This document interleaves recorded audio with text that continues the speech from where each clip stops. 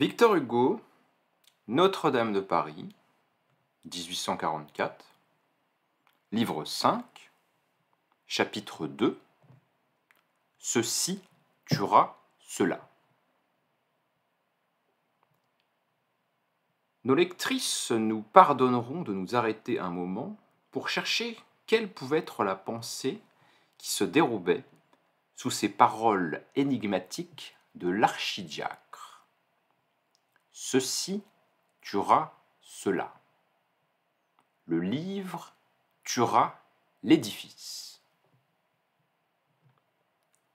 À notre sens, cette pensée avait deux faces. C'était d'abord une pensée de prêtre. C'était l'effroi du sacerdoce devant un agent nouveau, l'imprimerie. C'était l'épouvante et l'éblouissement de l'homme du sanctuaire devant la presse lumineuse de Gutenberg. C'était la chair et le manuscrit, la parole parlée et la parole écrite, s'alarmant de la parole imprimée. Quelque chose de pareil à la stupeur d'un passereau qui verrait l'ange Légion ouvrir ses 6 millions d'ailes. C'était le cri du prophète qui entend déjà bruire et fourmiller l'humanité émancipée, qui voit dans l'avenir l'intelligence saper la foi, l'opinion détrôner la croyance, le monde secouer Rome. Pronostic du philosophe qui voit la pensée humaine, volatilisée par la presse, s'évaporer du récipient théocratique. Terreur du soldat qui examine le bélier d'airain et qui dit « la tour croulera ». Cela signifiait qu'une puissance allait succéder à une autre puissance. Cela voulait dire « la presse tuera l'Église ». Mais sous cette pensée, la première et la plus simple sans doute, il y en avait à notre avis une autre, plus neuve, un corollaire de la première, moins facile à apercevoir et plus facile à contester, une vue tout aussi philosophique, non plus du prêtre seulement, mais du savant et de l'artiste. C'était pressentiment que la pensée humaine, en changeant de forme, allait changer de mode d'expression. Que l'idée capitale de chaque génération ne s'écrirait plus avec la même matière et de la même façon, que le livre de pierre, si solide et si durable, allait faire place au livre de papier, plus solide et plus durable encore. Sous ce rapport, la vague formule de l'archidiacre avait un second sens. Elle signifiait qu'un art allait détrôner un autre art. Elle voulait dire « l'imprimerie tuera l'architecture ». En effet, depuis l'origine des choses, jusqu'au XVe siècle de l'ère chrétienne inclusivement, l'architecture est le grand livre de l'humanité. L'expression principale de l'homme à ses divers états de développement, soit comme force, soit comme intelligence. Quand la mémoire des premières races se sentit surchargée, quand le bagage des souvenirs du genre humain devint si lourd et si confus que la parole, nue et volante, risqua d'en perdre en chemin, on les transcrivit sur le sol de la façon la plus visible, la plus durable et la plus naturelle à la fois. On scella chaque tradition sous un monument. Les premiers monuments furent de simples quartiers de roches que le fer n'avait pas touchés, dit Moïse. L'architecture commença comme toute écriture. Elle fut d'abord alphabet. On plantait une pierre debout et c'était une lettre. Et chaque lettre était un hiéroglyphe. Et sur chaque hiéroglyphe reposait un groupe d'idées comme le chapiteau sur la colonne. Ainsi firent les premières races, partout, au même moment, sur la surface du monde entier. On retrouve la pierre levée des Celtes dans la Sibérie d'Asie, dans les Pampas d'Amérique. Plus tard, on fit des mots. on superposa la pierre à la pierre. On accoupla ces syllabes de granit. Le verbe essaya quelques combinaisons. Le dolmen et le cromlech celte, le tumulus étrusque, le galgab hébreu sont des mots. Quelques-uns, le tumulus surtout, sont des noms propres.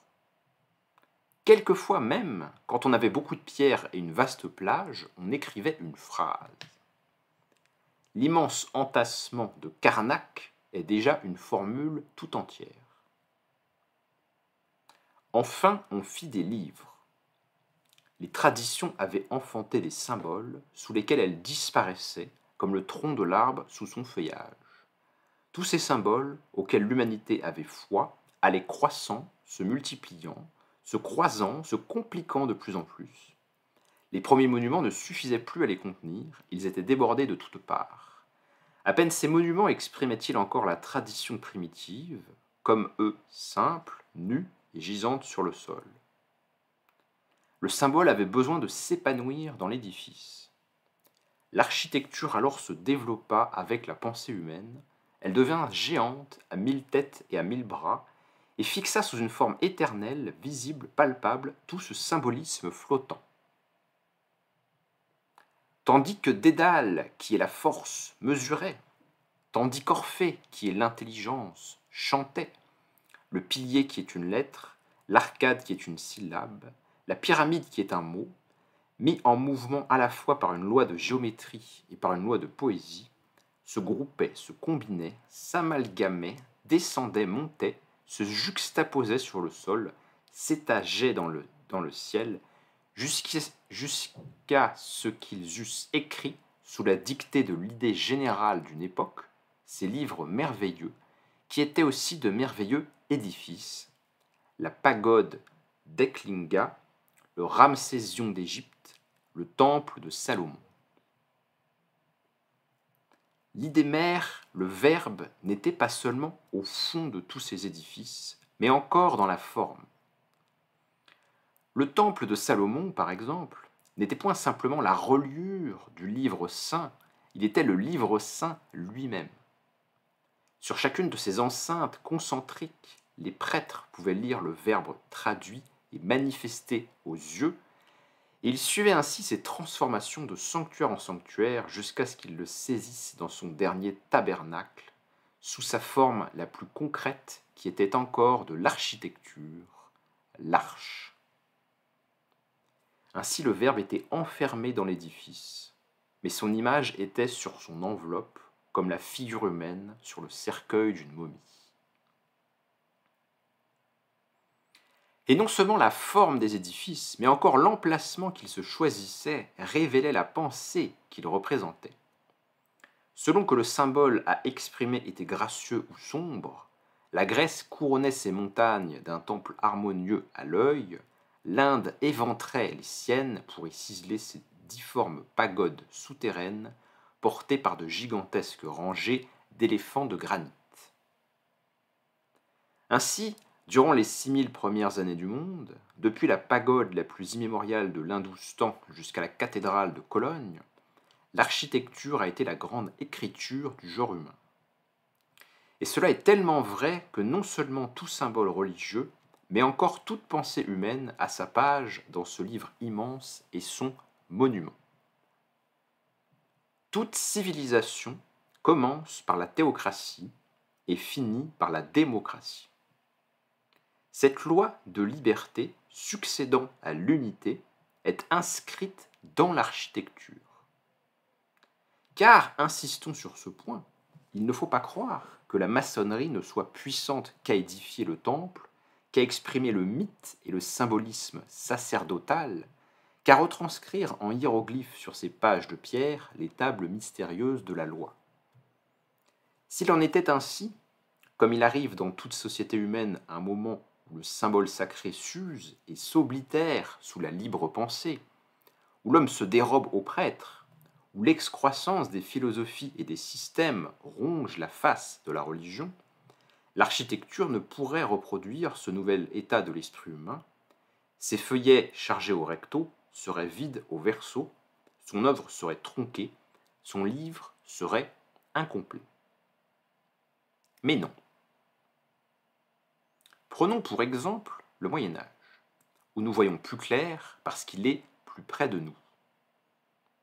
Durant sa première période, tandis que la théocratie organise l'Europe, tandis que le Vatican rallie et reclasse autour de lui les éléments d'une Rome faite avec la Rome qui gît écroulée autour du Capitole, tandis que le christianisme s'en va recherchant dans les décombres de la civilisation antérieure tous les étages de la société et rebâtit avec ses ruines un nouvel univers hiérarchique dont le sacerdoce est la clé de voûte, on entend sourdre d'abord dans ce chaos, puis on voit peu à peu sous le souffle du christianisme, sous la main des barbares, surgir des déblais des architectures mortes, grecques et romaines, cette mystérieuse architecture romane, sœur des maçonneries théocratiques de l'Égypte et de l'Inde, emblème inaltérable du catholicisme pur, immuable hiéroglyphe de l'unité papale.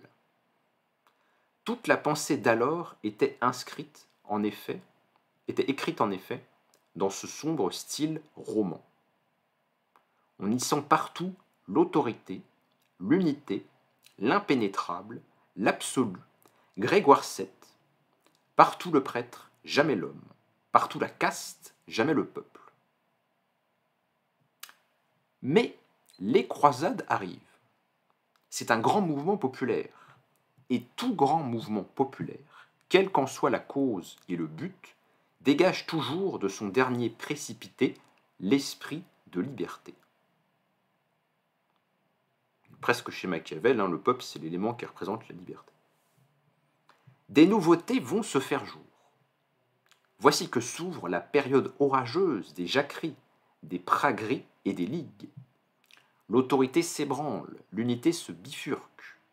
La féodalité demande à partager avec la théocratie, en attendant le peuple qui surviendra inévitablement et qui se fera, comme toujours, la part du lion.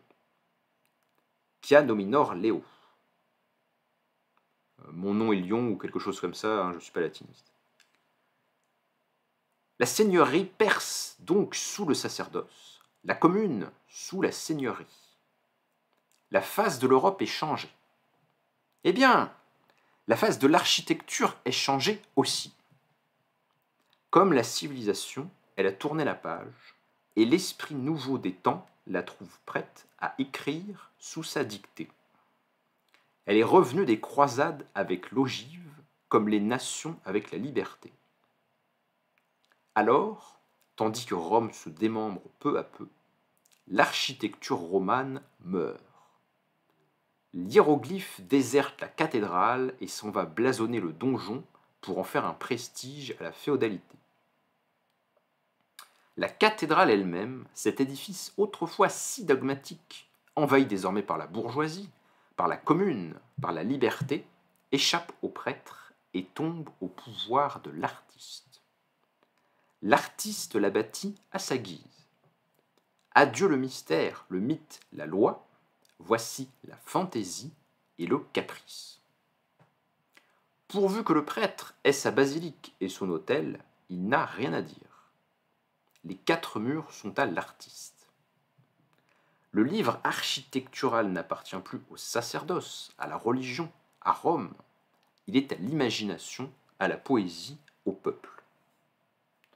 De là les transformations rapides et innombrables de cette architecture qui n'a que 3 siècles, si frappante après l'immobilité stagnante de l'architecture romane qui en a 6 ou 7. L'art cependant marche à pas de géant. Le génie et l'originalité populaire font la besogne que faisaient les évêques. Chaque race écrit en passant sa ligne sur le livre. Elle rature les vieux hiéroglyphes romans sur le frontispice des cathédrales, et c'est tout au plus si on voit encore le dogme percé çà et là sous le nouveau symbole qu'elle y dépose. La draperie populaire laisse à peine deviner l'ossement religieux. On ne saurait se faire une idée des licences que prennent alors les architectes eux-mêmes envers l'Église. Ce sont des chapiteaux tricotés de moines et de nonnes honteusement accouplés, comme à la salle des cheminées du palais de justice à Paris. C'est l'aventure de Noé, sculptée en toutes lettres, comme sous le grand portail de Bourges. C'est un moine bachique à oreilles d'âne et le verre en main, riant au nez de toute une communauté, comme sur le lavabo de l'abbaye de Beaucherville. Il existe à cette époque, pour la pensée écrite en pierre, un privilège tout à fait comparable à notre liberté actuelle de la presse. C'est la liberté de l'architecture. Cette liberté va très loin. Quelquefois, un portail, une façade, une église tout entière présente un sens symbolique absolument étranger au culte, ou même hostile à l'église. Dès le XIIIe siècle, Guillaume de Paris, Nicolas Flamel au XVe ont écrit de ces pages séditieuses. Saint-Jacques de la Boucherie était toute une église d'opposition. La pensée alors n'était libre que de cette façon. Aussi ne s'écrivait-elle tout entière que sur ces livres qu'on appelait édifices. Sous cette forme édifice, elle se serait vue brûler en place publique par la main du bourreau sous la forme manuscrite, si elle avait été assez imprudente pour s'y livrer. Ainsi, n'ayant que cette voie pour se faire jour, elle s'y précipitait de toutes parts. De là l'immense quantité de cathédrales qui ont couvert l'Europe, nombre si prodigieux qu'on y croit à peine, même après l'avoir vérifié.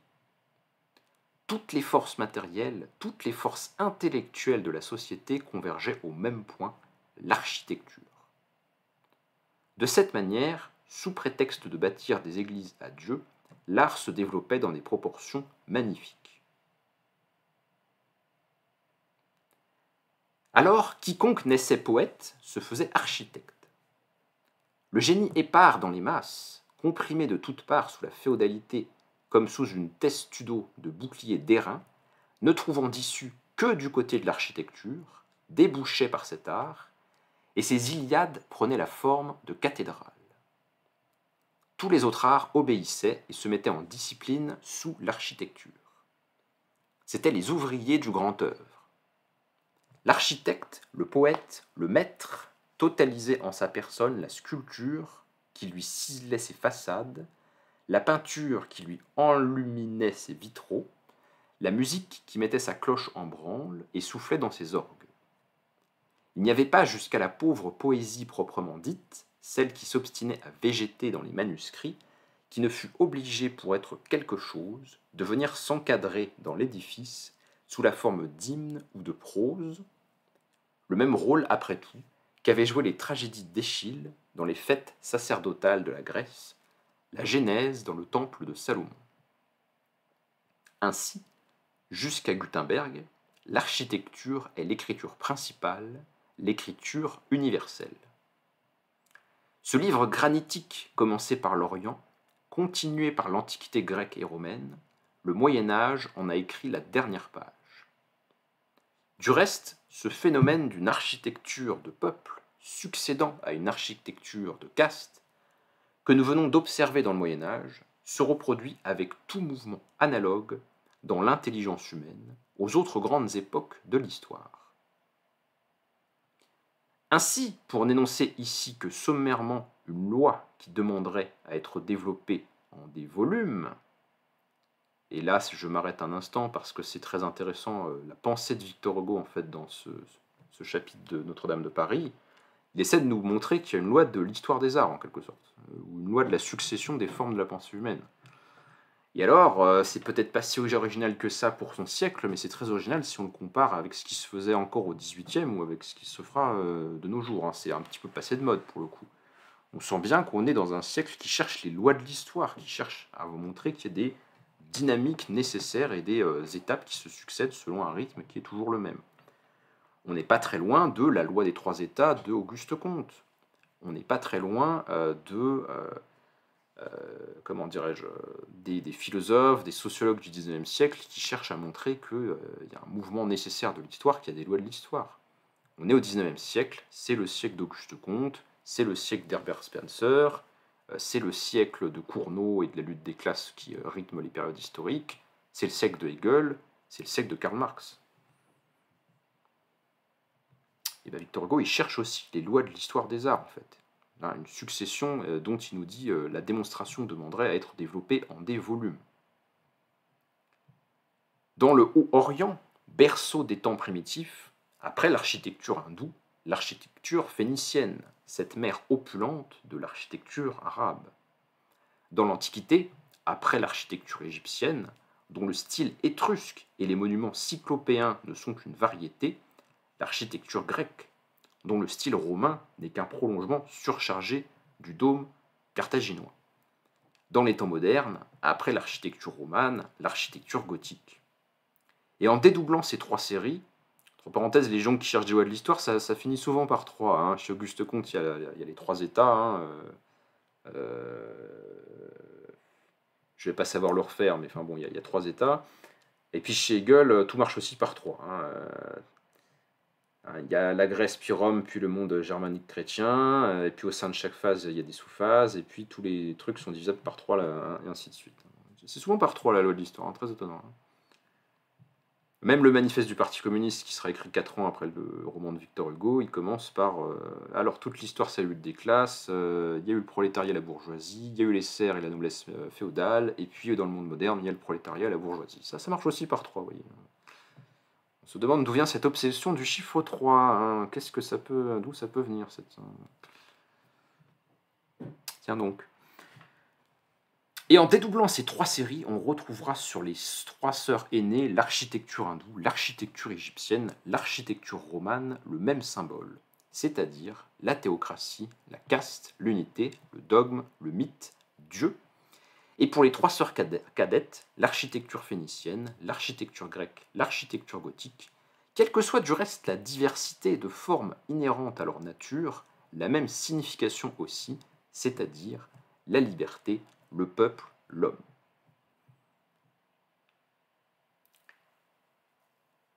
Qu'il s'appelle le brahmine, mage ou pape, dans les maçonneries hindoues, égyptiennes ou romanes, on sent toujours le prêtre, rien que le prêtre. Il n'en est pas de même dans les architectures de peuple. Elles sont plus riches et moins saintes. Dans la phénicienne, on sent le marchand, dans la grecque, le républicain, dans le gothique, le bourgeois. Les caractères généraux de toute architecture théocratique sont l'immutabilité, l'horreur du progrès, la conservation des lignes traditionnelles, la consécration des types primitifs, le pli constant de toutes les formes de l'homme et de la nature aux caprices incompréhensibles du symbole. Ce sont des livres ténébreux que les initiés seuls savent déchiffrer.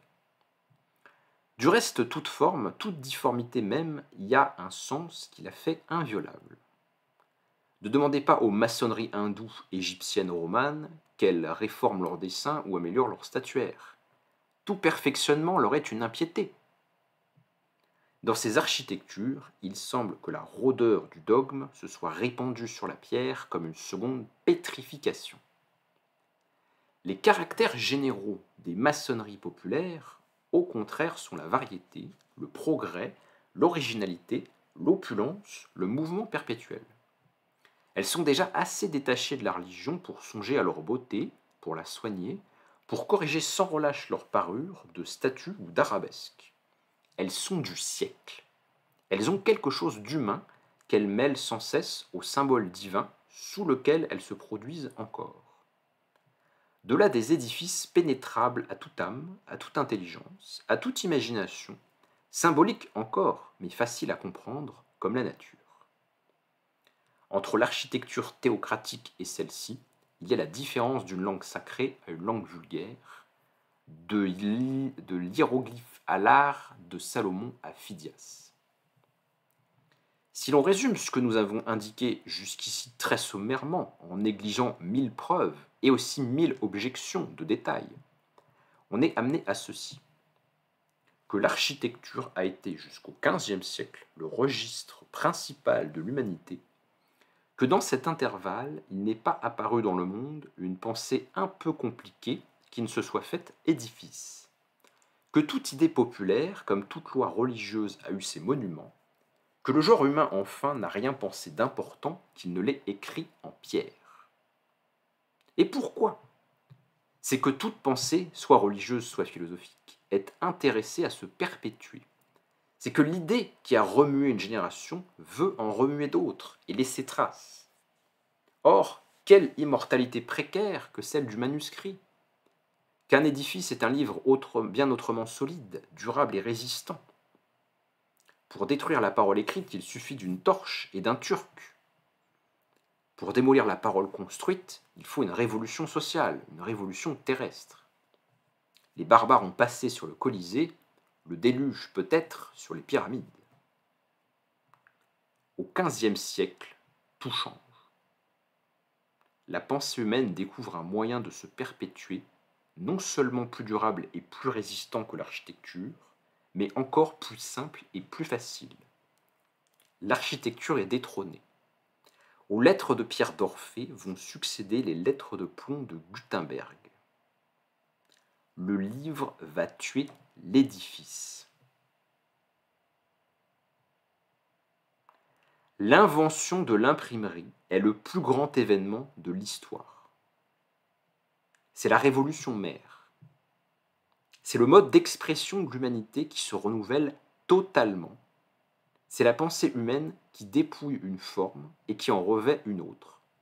C'est le complet et définitif changement de peau de ce serpent symbolique qui, depuis Adam, représente l'intelligence. Sous la forme imprimerie, la pensée est plus impérissable que jamais. Elle est volatile, insaisissable, indestructible. Elle se mêle à l'air. Et qu'aurait-il dit d'Internet, Victor Hugo?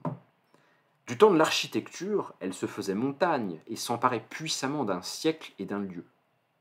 Maintenant, elle se fait troupe d'oiseaux, s'éparpille aux quatre vents et occupe à la fois tous les points de l'air et de l'espace. Elle serait pour ainsi dire un petit peu rhizomatique. Nous le répétons, qui ne voit que de cette façon, elle est bien plus indélébile. De solide qu'elle était, elle devient vivace. Elle passe de la durée à l'immortalité. On peut démolir une masse. Comment extirper l'ubiquité? Vienne un déluge, la montagne aura disparu depuis longtemps sous les flots, que les oiseaux voleront encore, et qu'une seule arche flotte à la surface du cataclysme, ils s'y poseront, surnageront avec elle, assisteront avec elle à la décrue des eaux, et le nouveau monde qui sortira de ce chaos verra en s'éveillant planer au-dessus de lui, ailée et vivante, la pensée du monde englouti. Il y a donc une rupture fondamentale de l'histoire de l'humanité et c'est un progrès monumental pour la conservation future de la connaissance. Ce ne sera plus jamais pareil. Ce ne sera plus jamais aussi risqué pour la pensée maintenant qu'il y a l'imprimerie. On voit que chez Hugo, la fascination, l'intérêt pour le Moyen-Âge, parce que Notre-Dame de Paris, c'est un roman sur la France du Moyen-Âge, n'exclut pas que c'est bien un homme du XIXe siècle, un homme qui considère qu'il y a un progrès à l'œuvre dans l'histoire humaine, et des lois qu'on peut saisir par la pensée. Et quand on observe que ce mode d'expression est non seulement le plus conservateur, mais encore le plus simple, le plus commode, le plus praticable à tous, lorsqu'on songe qu'il ne traîne pas un gros bagage et ne remue pas un lourd attirail, lorsqu'on compare la pensée obligée pour se traduire en un édifice de mettre en mouvement 4 ou 5 autres arts et des tonnes d'or, toute une montagne de pierres, toute une forêt de charpentes, tout un peuple d'ouvriers, pensons à Notre-Dame de Paris, qu'il a fallu rebâtir récemment en France, avec des ouvriers et une forêt de charpentes, justement. Quand on la compare à la pensée qui se fait livre, et à qui il suffit d'un peu de papier, d'un peu d'encre et d'une plume, comment s'étonner que l'intelligence humaine ait quitté l'architecture pour l'imprimerie? Couper brusquement le lit primitif d'un fleuve, d'un canal creusé au-dessous de son niveau, le fleuve désertera son lit. Ainsi, voyez comme à partir de la découverte de l'imprimerie, l'architecture se dessèche peu à peu, s'atrophie et se dénude. Comme on sent que l'eau baisse, que la sève s'en va, que la pensée des temps et des peuples se retire d'elle. le refroidissement est à peu près insensible au XVe siècle, la presse est trop débile encore, et soutire tout au plus à la puissante architecture une surabondance de vie. Mais dès le XVIe siècle, la maladie de l'architecture est visible. Elle n'exprime déjà plus essentiellement la société, elle se fait misérablement art classique. De gauloise, d'européenne, d'indigène, elle devient grecque et romaine, de vraie et de moderne, pseudo-antique. C'est cette décadence qu'on appelle la Renaissance. Décadence magnifique, pourtant, car le vieux génie gothique, ce soleil qui se couche derrière la gigantesque presse de Mayence, pénètre encore quelque temps de ses derniers rayons tout cet entassement hybride d'arcanes latines et de colonnades corinthiennes. C'est ce soleil couchant que nous prenons pour une aurore. Cependant, du moment où l'architecture n'est plus qu'un art comme un autre, donc elle n'est pas morte non plus, mais du moment où l'architecture n'est plus qu'un art comme un autre, dès qu'elle n'est plus l'art total, l'art souverain, l'art tyran, elle n'a plus la force de retenir les autres arts. Ils s'émancipent donc, brisent le joug de l'architecte, et s'en vont chacun de leur côté. D'autant que si on faisait un peu d'histoire sociale et économique, n'oublions jamais une petite dose de marxisme, il y a un marché qui commence à se développer, qui donne des débouchés aux artisans dans de nouvelles couches sociales urbaines. Ils vont pouvoir avoir d'autres commandes et d'autres commanditaires que les églises et les prêtres. Donc effectivement, ça donne plus le même art, parce que c'est plus la même structure sociale. Donc les arts s'émancipent donc, brisent le joug de l'architecte et s'en vont chacun de leur côté. D'où la nostalgie postérieure de certains artistes qui voudront ressusciter un art total. On peut penser au XIXe siècle justement à Wagner, qui voudra ressusciter un art total sous la forme de l'opéra, synthèse de tous les arts. Chacun de ces arts donc, qui se sont séparés gagne à ce divorce. L'isolement grandit tout. La sculpture devient statuaire, l'imagerie devient peinture, le canon devient musique. On dirait un empire qui se démembre à la mort de son Alexandre, et dont les provinces se font royaumes. On va parler des beaux-arts, justement, au pluriel, à partir de la Renaissance. De là Raphaël, Michel-Ange, Jean Goujon, Palestrina, ces splendeurs de l'éblouissant XVIe siècle. En même temps que les arts, la pensée s'émancipe de tous côtés. Les hérésiarques du Moyen-Âge avaient déjà fait de larges entailles au catholicisme. Pensons au Cathare, dans le cas du sud de la France. Le XVIe siècle brise l'unité religieuse. Avant l'imprimerie, la réforme n'eût été qu'un schisme. L'imprimerie l'a fait révolution. Qu'est-ce qui fait que Luther a survécu et pas les hérésies précédentes? L'imprimerie. La diffusion de la pensée, la liberté de penser. La concurrence. Ôter la presse, l'hérésie est énervée. Que ce soit fatal ou providentiel, Gutenberg est le précurseur de Luther. Cependant, quand le soleil du Moyen-Âge est tout à fait couché, quand le génie gothique s'est à jamais éteint à l'horizon de l'art, l'architecture va se ternissant, se décolorant, s'effaçant de plus en plus. Le livre imprimé, ce ver rongeur de l'édifice, la suce et la dévore. Elle se dépouille, elle s'effeuille, elle maigrit à vue d'œil. Elle est mesquine, elle est pauvre, elle est nulle. Elle n'exprime plus rien, pas même le souvenir de l'art d'un autre temps. Réduite à elle-même, abandonnée des autres arts, parce que la pensée humaine l'abandonne, elle appelle des manœuvres à défaut d'artistes. La vitre remplace le vitrail. Le tailleur de pierre succède au sculpteur. Adieu toute sève, toute originalité, toute vie, toute intelligence. Elle se traîne lamentable mendiante d'atelier et de copie en copie. Michel-Ange, qui dès le XVIe siècle la sentait sans doute mourir, avait eu une dernière idée, une idée de désespoir. Ce titan de l'art avait entassé le Panthéon sur le Parthénon et fait Saint-Pierre de Rome. Grande œuvre qui méritait de rester unique, dernière originalité de l'architecture, signature d'un artiste géant au bas du colossal registre de pierre qui se fermait. Michel-Ange mort, que fait cette misérable architecture qui se survivait à elle-même, à l'état de spectre ou d'ombre? Elle prend Saint-Pierre de Rome et le calque et le parodie. C'est une manie, c'est une pitié. Chaque siècle a son Saint-Pierre de Rome. Au XVIIe siècle, le Val-de-Grâce. Au XVIIIe siècle, Sainte-Geneviève. Chaque pays a son Saint-Pierre de Rome. Londres a le sien, Pétersbourg a le sien. Paris en a 2 ou 3. Testament insignifiant, dernier radotage d'un grand art décrépit qui retombe en enfance avant de mourir. Bon, il est peut-être un petit peu excessif, ça n'a pas dû beaucoup plaire aux architectes et aux urbanistes français ou autres du XIXe siècle. Ils ont quand même fait quelques bonnes choses après cette période, mais c'est peut-être plus effectivement l'art total et central de l'histoire humaine. Il a fait la Tour Eiffel aussi au XIXe siècle, enfin, il ne faut quand même pas exagérer. Si au lieu de monuments caractéristiques, comme ceux dont nous venons de parler, nous examinons l'aspect général de l'art du XVIe au XVIIIe siècle, nous remarquons les mêmes phénomènes de décroissance et d'étésie. À partir de François II, la forme architecturale de l'édifice s'efface de plus en plus et laisse saillir la forme géométrique, comme la charpente osseuse d'un malade amaigri. Les belles lignes de l'art font place aux froides et inexorables lignes du géomètre. Un édifice n'est plus un édifice, c'est un polyèdre. L'architecture cependant se tourmente pour cacher cette nudité. Voici le fronton grec qui s'inscrit dans le fronton romain et réciproquement. C'est toujours le Panthéon dans le Parthénon, Saint-Pierre de Rome.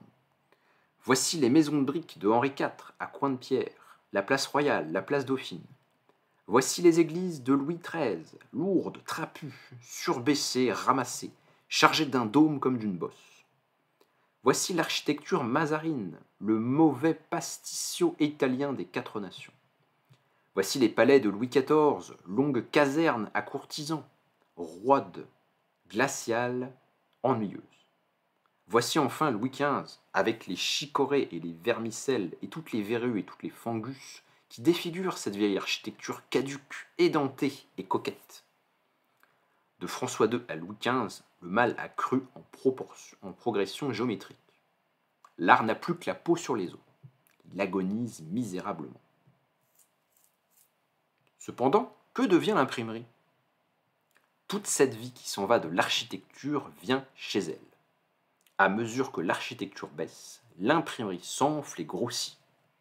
Ce capital de force que la pensée humaine dépensait en édifices, elle le dépense désormais en livres. Aussi, dès le XVIe siècle, la presse grandit au niveau de l'architecture décroissante, lutte avec elle et la tue. Au XVIIe siècle, elle est déjà assez souveraine, assez triomphante, assez assise dans sa victoire, pour donner au monde la fête d'un grand siècle littéraire. Siècle de Corneille, siècle de Molière, enfin le XVIIe siècle, en France en tout cas. Au XVIIIe siècle, longtemps reposée à la cour de Louis XIV, elle ressaisit la vieille épée de Luther, en arme Voltaire et court, tumultueuse, à l'attaque de cette ancienne Europe dont elle avait déjà tué l'expression architecturale. Au moment où le XVIIIe siècle s'achève, elle a tout détruit. Au XVIIIe, elle va tout reconstruire. Écoutez le poète, écoutez le rêveur sacré, écoutez Victor Hugo. Il y a un petit peu quand même un arrière-fond, si vous voulez, favorable à la littérature, donc à l'écrivain, donc au génie. C'est de bonne guerre. Or, nous le demandons maintenant, lequel des 2 arts représente réellement depuis 3 siècles la pensée humaine ? Lequel la traduit ? Lequel exprime, non pas simplement ses manies littéraires et scolastiques, mais son vaste, profond, universel mouvement ? Lequel se superpose constamment, sans rupture et sans lacune, au génie humain qui marche, monstre à 1000 pieds ? L'architecture ou l'imprimerie ? L'imprimerie. Qu'on ne s'y trompe pas, l'architecture est morte, morte sans retour, tuée par le livre imprimé, tuée parce qu'elle dure moins, tuée parce qu'elle coûte plus cher. Toute cathédrale est 1 milliard. Qu'on se représente maintenant quelle mise de fond il faudrait pour réécrire le livre architectural, pour faire fourmiller de nouveau sur le sol des milliers d'édifices, pour revenir à ces époques où la foule des monuments était telle qu'au dire d'un témoin oculaire, on eût dit que le monde, en se secouant, avait rejeté ses vieux habillements pour se couvrir d'un blanc vêtement d'église. Glaber, Radulfus. Un livre est sitôt fait, coûte si peu et peut aller si loin. Comment s'étonner que toute la pensée humaine s'écoule par cette pente?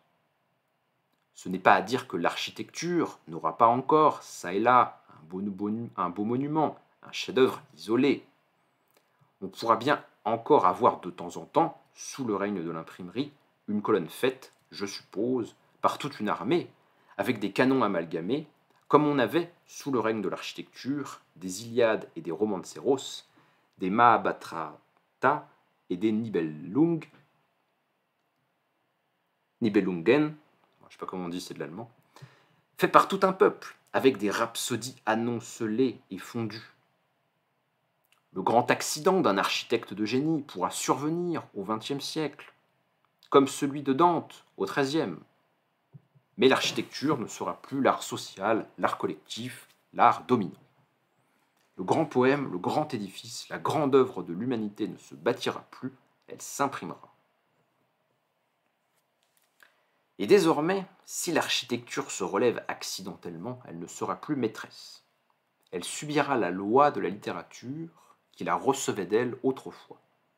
Les positions respectives des deux arts seront interverties. Il est certain que dans l'époque architecturale, les poèmes, rares il est vrai, ressemblent aux monuments. Dans l'Inde, Vyasa est touffu, étrange, impénétrable comme une pagode. Dans l'Orient égyptien, la poésie a, comme les édifices, la grandeur et la tranquillité des lignes.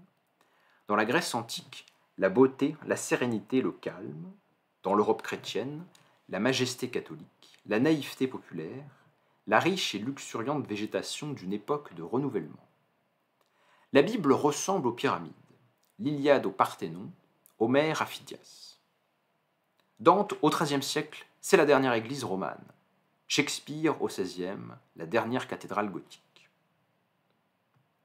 Ainsi, pour résumer ce que nous avons dit jusqu'ici d'une façon nécessairement incomplète et tronquée, le genre humain a deux livres, deux registres, deux testaments, la maçonnerie et l'imprimerie, la Bible de pierre et la Bible de papier. Sans doute, quand on contemple ces deux Bibles, si largement ouvertes dans les siècles, il est permis de regretter la majesté visible de l'architecture de granit, ces gigantesques alphabets formés en colonnades, en pylônes, en obélisques, ces espèces de montagnes humaines qui couvrent le monde, et le passé, depuis la pyramide jusqu'au clocher de Khéops à Strasbourg. Il faut relire le passé sur ces pages de marbre. Il faut admirer et feuilleter, refeuilleter sans cesse le livre écrit par l'architecture. Mais il ne faut pas nier la grandeur de l'édifice qu'élève à son tour l'imprimerie. Cet édifice est colossal. Je ne sais quel faiseur de statistiques a calculé qu'en superposant l'un à l'autre tous les volumes sortis de la presse depuis Gutenberg, on comblerait l'intervalle de la Terre à la Lune. Mais ce n'est pas cette sorte de grandeur que nous voulons parler. Cependant, quand on cherche à recueillir dans sa pensée une image totale de l'ensemble des produits de l'imprimerie jusqu'à nos jours, cet ensemble ne nous apparaît-il pas comme une immense construction appuyée sur le monde entier, à laquelle l'humanité travaille sans relâche, et dont la tête monstrueuse se perd dans les brumes profondes de l'avenir. C'est la fourmilière des intelligences. C'est la ruche où toutes les imaginations, ces abeilles dorées, arrivent avec leur miel. L'édifice a 1000 étages. Ça et là, on voit déboucher sur ces rampes les cavernes ténébreuses de la science qui s'entrecoupent dans ses entrailles. Partout sur sa surface, l'art fait luxurier à l'œil ses arabesques, ses rosaces et ses dentelles. Là, chaque œuvre individuelle, si capricieuse et si isolée qu'elle semble, a sa place et sa saillie. L'harmonie résulte du tout. Depuis la cathédrale de Shakespeare jusqu'à la mosquée de Byron, 1000 clochetons s'encombrent pêle-mêle sur cette métropole de la pensée universelle. À sa base, on réécrit quelques anciens titres de l'humanité que l'architecture n'avait pas enregistrés. À gauche de l'entrée, on a scellé le vieux bas-relief en marbre blanc d'Homère. À droite, la Bible polyglotte dresse ses 7 têtes. l'hydre du romancero se hérisse plus loin, et quelques autres formes hybrides, les Védas et les Nibelungen. Du reste, le prodigieux édifice demeure toujours inachevé. La presse, cette machine géante, qui pompe sans relâche toute la sève intellectuelle de la société, vomit incessamment de nouveaux matériaux pour son œuvre. Le genre humain tout entier est sur l'échafaudage. Chaque esprit est maçon. Le plus humble bouche son trou ou met sa pierre. Rétif de la Bretonne apporte sa hauteur de plâtras. Tous les jours, une nouvelle assise s'élève. Indépendamment du versement original et individuel de chaque écrivain, il y a des contingents collectifs. Le XVIIIe siècle donne l'encyclopédie, la Révolution donne le Moniteur. Certes, c'est là aussi une construction qui grandit et s'amoncelle en spirale sans fin. Là aussi, il y a confusion des langues, activité incessante, labeur infatigable, concours acharné de l'humanité tout entière, refuge promis à l'intelligence contre un nouveau déluge, contre une submersion de barbares. C'est la seconde tour de Babel du genre humain.